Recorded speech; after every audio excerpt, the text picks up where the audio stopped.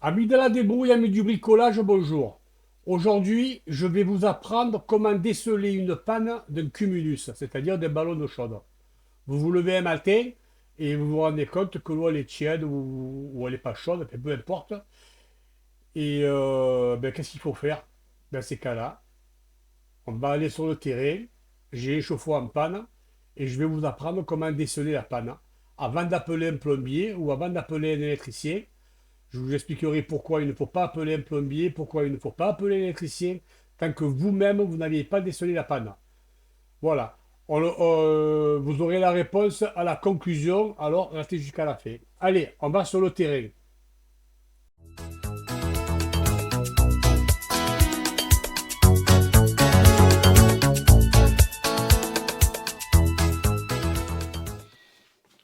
Alors, amis de la débrouille, on arrive chez la cliente, donc on va travailler ensemble, hein. Je vais caler la caméra dans un endroit et on va se faire ça tout en direct. Alors en bas on a le disjoncteur, on a le nouveau compteur Linky et au-dessus on a le tableau. Alors c'est des cartouches hein, fusibles, mais bon c'est du bipolaire. C'est pas du mono, donc bon, c'est troisième génération. Normalement même ça c'est interdit, mais il faut que je les change et que je mette des petits disjoncteurs. Enfin on n'en est pas là, on est venu pour dépanner le chauffe-eau. Le chauffe-eau il est juste à côté, c'est un 200 litres. Il fuit pas, mais on n'a plus d'eau chaude. On va voir d'où ça vient, je cale à la caméra. Allez, à tout de suite.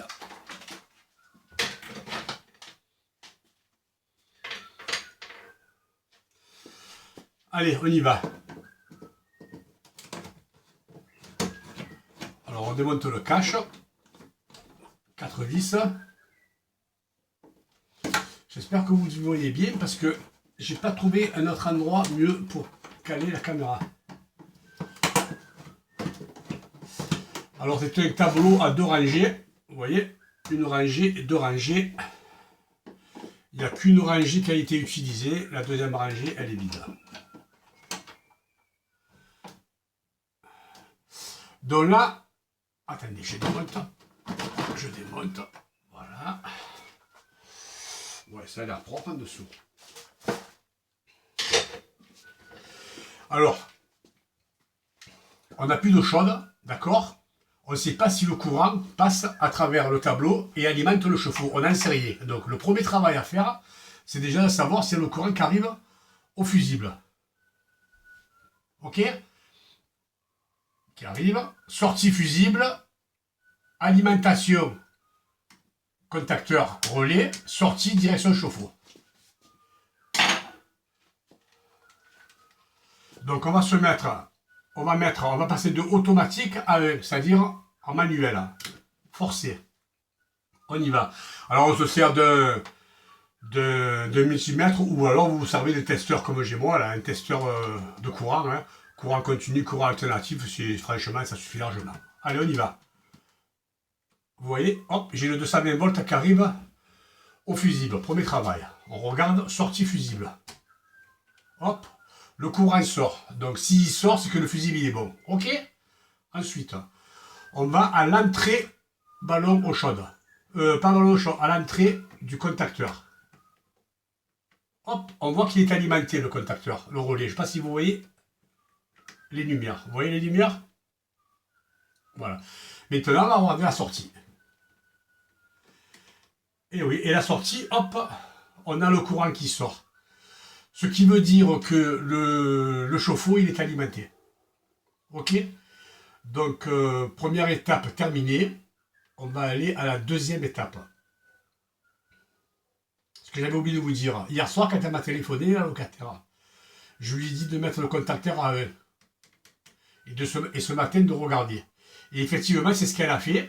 Moi, quand je viens d'arriver, là, j'ai vu que le contacteur, il s'est mis en automatique. Ça veut dire que pendant la nuit, les heures creuses, elles ont été enclenchées. Ça, c'est la première des choses. La deuxième des choses, ça veut dire que le contacteur, il marche. Le courant passe. Maintenant, je vais regarder en dessous pour voir si j'ai le courant qui passe. Alors, en dessous, je ne pourrais pas filmer et travailler parce que l'endroit est très petit. Ce que je vous propose, je vais tester directement au chauffe-eau. Et ensuite, on ira à l'atelier et je vous montrerai ce que j'ai exactement fait au chauffe-eau avec une résistance, une flasque que j'ai. Allez, à tout à l'heure. Alors, amis de la débrouille, on est au bureau. Pour quelle raison? Parce que je me suis glissé sous le chauffe-eau et j'ai trouvé la panne. Ok? Donc, j'ai démonté. Alors, donc, qu'est-ce que j'ai fait de sous le chauffe-eau? Je vous montre. Hein.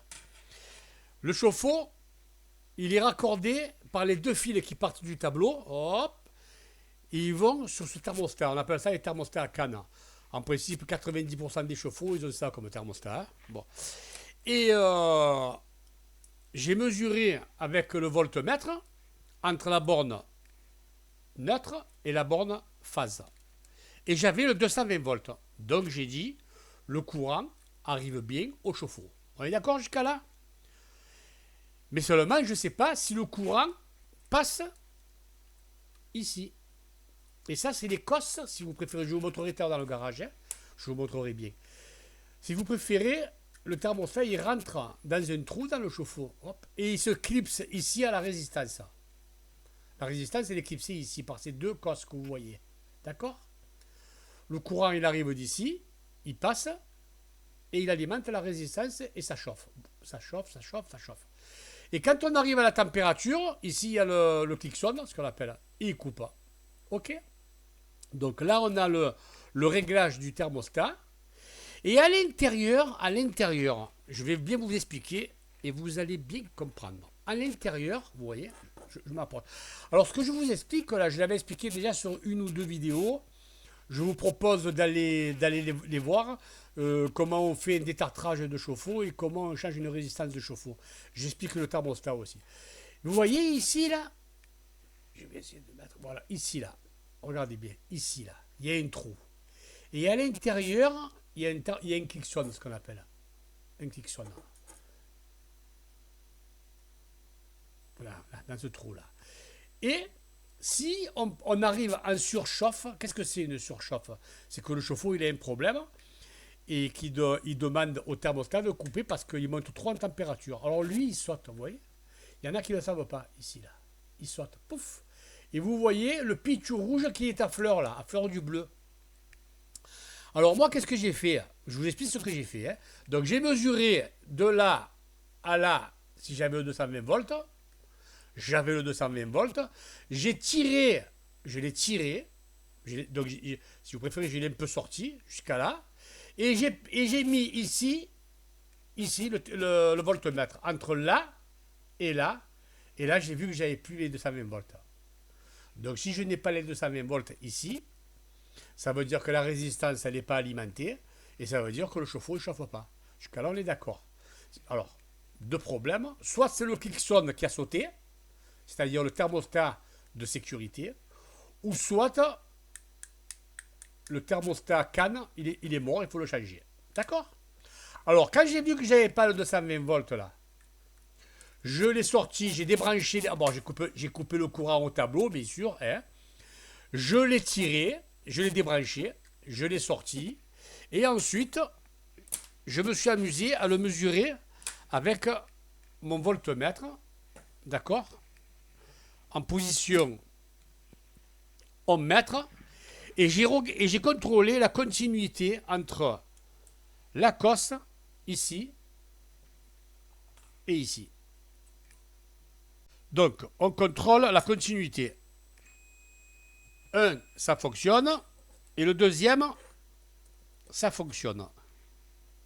D'accord? Mais moi, quand j'ai fait ça, quand je l'ai essayé, ben ça ne fonctionnait pas. Il y en avait un qui fonctionnait, si vous préférez. Celui-là, il fonctionnait. Le courant passait. Et l'autre, ça passait pas. Donc, si ça passait pas, c'est qu'il s'est mis en sécurité. Qu'est-ce que j'ai fait? Avec un truc pointu comme ça. Clac! Je l'ai enfoncé, je l'ai clipsé. Et j'ai refait mon expérience. Et là, je me suis rendu compte que le courant passait. D'accord? Alors, il faut savoir que le cliquson qui est à l'intérieur, quand il se met en sécurité, il coupe uniquement une borne, pas les deux. Hein. Ça veut dire qu'il doit couper ou la phase ou le neutre. Mais comme on est en alternatif, on s'en fout. Toujours est-il, quand il arrive ce genre de problème, bon, banco, on est content. On enclenche et on est reparti. Mais il faut savoir que si le problème, Si ça a sauté, ça veut dire que ça va ressauter. Ça ne saute pas pour rien, il s'y met en sécurité, c'est qu'il y a une raison. Je vais vous donner la raison tout à l'heure. Donc déjà, j'ai trouvé la panne. Je sais que c'est le thermostat qui a déclenché. Je suis allé au chauffe-eau et j'ai mesuré la résistance pour savoir si elle était bonne. Elle me donnait 24 ohms. 24 ohms, c'est équivalent à 2000 watts à peu près. Résistance, elle était bonne. Donc, ça m'a bien établi que ça venait du thermostat qui était fatigué. Ok? Alors, pourquoi le klaxon, il a sauté? C'est là que ça devient intéressant. Mais tout à l'heure, on ira dans le garage, je vous montrerai une flasque. Hein. Mais je finis l'explication au bureau, on est plus à l'aise. S'il a sauté, ce klaxon, c'est parce que le chauffe-eau, il a un problème. Et bien, le problème, je vais vous le donner. C'est qu'il doit être entartré. Il doit être entartré. C'est-à-dire le doigt de gant. C'est-à-dire c'est l'endroit où on rentre cette tige. Ça s'appelle un doigt de gant. Il doit être plein de tartre. Et il ne doit plus faire son boulot. Et la résistance, pareil, elle doit être café de tartre. Et au fond de la cuve, il doit avoir du tartre. Alors, qu'est-ce que j'ai fait? J'ai tout remonté. J'ai remis le chauffe-eau en route. Effectivement, ça a marché. Donc là, il est en chauffe. Actuellement, il est en chauffe. Et d'ici 2 ou 3 jours, parce que là, j'ai pas le temps. D'ici 2 ou 3 jours, je vais retourner, couper le courant, vidanger le chauffe-eau complètement. Et bien sûr le détartrer. Voilà, je vais le débrider, je vais tout nettoyer, tout détartrer. J'ai déjà fait un tuto là-dessus. Je vous propose d'aller le chercher sur ma chaîne. Je crois que c'est détartrage d'un ballon d'eau chaude. Voilà, vous allez le trouver facilement. Et là, j'explique comment on détartre le chauffe-eau.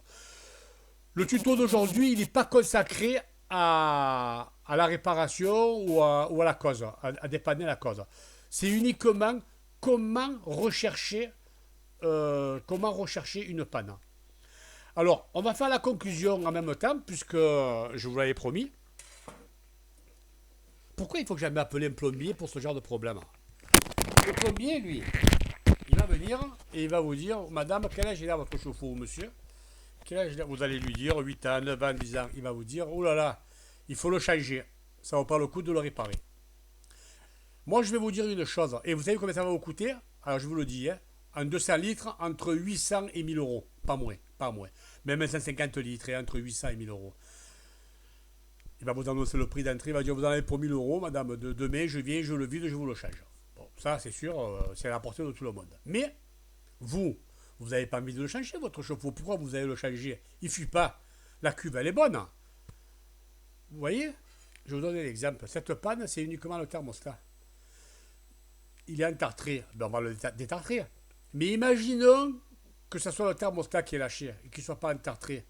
Ça coûte 20 euros, ça. Ça coûte entre 20 et 30 euros. Imaginons que ce soit la résistance qui est lâchée. Une résistance, ça coûte entre 30 et 40 euros. Ma foi. Vous allez changer votre chauffe-eau parce que vous avez la résistance qui est morte? Ah, c'est un truc de fou, ça.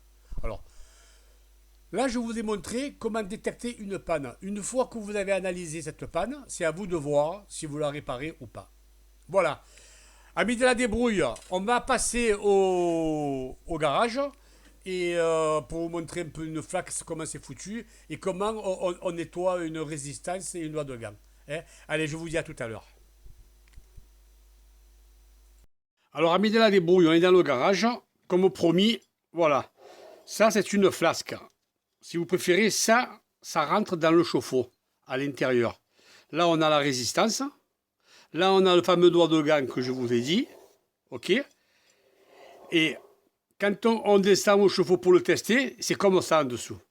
Donc, on mesure ici la tension, hein, ce que je vous ai expliqué en haut. Et ensuite, on le déclipse. OK? On le déclipse, voilà. Et ensuite, on mesure ici.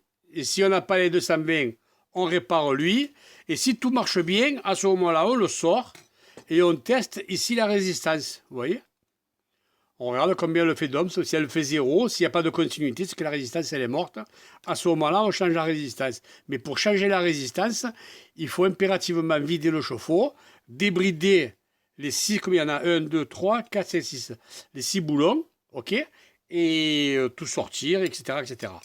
Et normalement, quand vous démontez une flasque d'un chauffe-eau qui a à peu près minimum 5 ans, ici, c'est plein de calcaire, hein. Tout ça, c'est entouré de calcaire. Celle-là, elle a été nettoyée. Ça c'est une récupération, vous voyez, d'un vieux chauffe-eau. C'est une récupération, la résistance, elle est bonne, le doigt de gars, il est bon. Et là, vous prenez un couteau, je vous montre, et vous grattez, vous enlevez le calcaire comme ça, vous grattez, vous grattez, vous grattez. Bon, vous en avez pris une petite demi-heure, tranquille. Hein. Et ensuite, vous remettez tout en place. Voilà. Et ici, il vient la node. J'en ai pas sous la main, la node. J'en ai pas sous la main. Est-ce que j'en ai une? Non, j'en ai pas sous la main. Mais bon, voilà. Ici, ici, il y a la node. Bon, ce tuto, il se termine. J'espère qu'il vous a plu et qu'il vous rendra service. Hein. Et je vous dis bye bye les amis, à bientôt sur une prochaine vidéo. Et si vous êtes tombé par hasard sur ma chaîne, n'hésitez pas à me mettre un commentaire et éventuellement de vous abonner. Allez, au revoir.